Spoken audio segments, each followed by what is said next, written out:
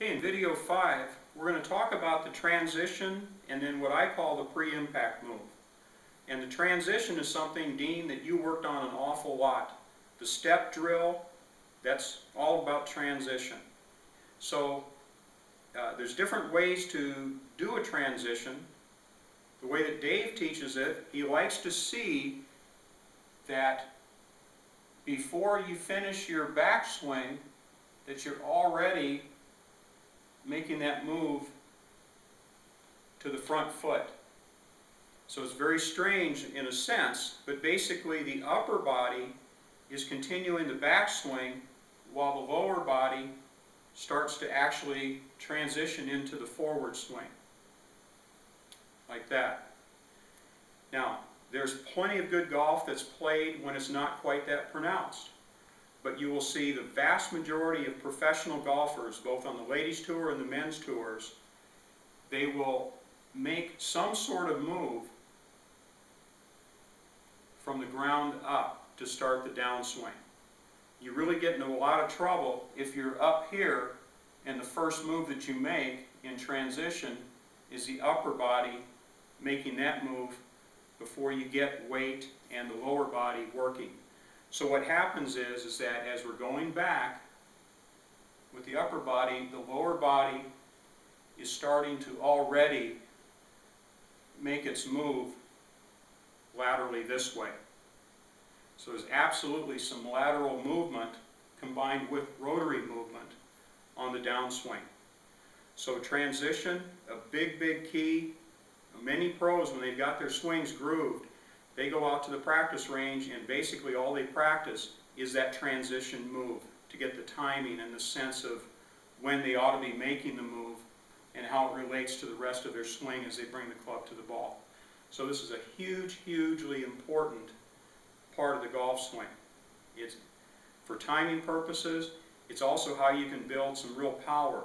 So the big hitters, by and large, have a very pronounced move forward as that upper body is finishing the backswing. So the sensing is you're going back forward, and that forward movement with the lower body leads the upper body to make its move toward the ball. So Dean, you worked on it a lot in the school. Continue working on that. You develop tremendous speed already, and you'll get even more speed for making that move properly. The cool part is, for you, by getting that move down pat to where you have a pronounced move to the front foot, it will put you in a much better position to bring the club into the ball properly. Now, Sue, what you tend to do at this point, and we didn't work on it too much in the school because we were working on the hinge and other things in your backswing, but you too are going to need to be able to make that transition move. When we worked on it a little bit that last day, your tendency was to, when you were back up to the top of your swing, your first move, even though it wasn't as pronounced as that we saw from day one, you still wanted to get your upper body moving before the lower body started to move. So we've got to change that sequence. We've got to do just the opposite. And so the drill that I would like you to do is a very simple one. And remember, it's that one where we took our stance, crossed our arms, and so we get the feeling of the backswing. And just before we're done with that shoulder move here, we need to get a lateral move where the weight gets onto that front foot.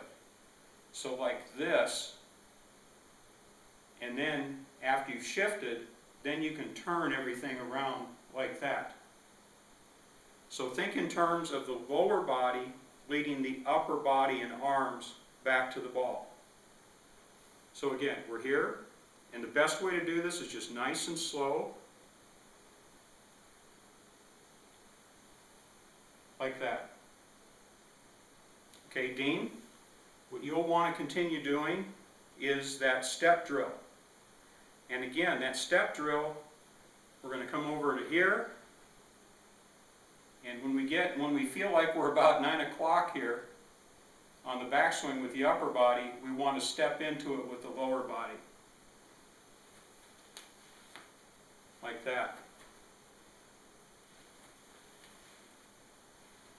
And then Sue, as you get more proficient with this move, to where that feels more natural, then you too can start that step drill.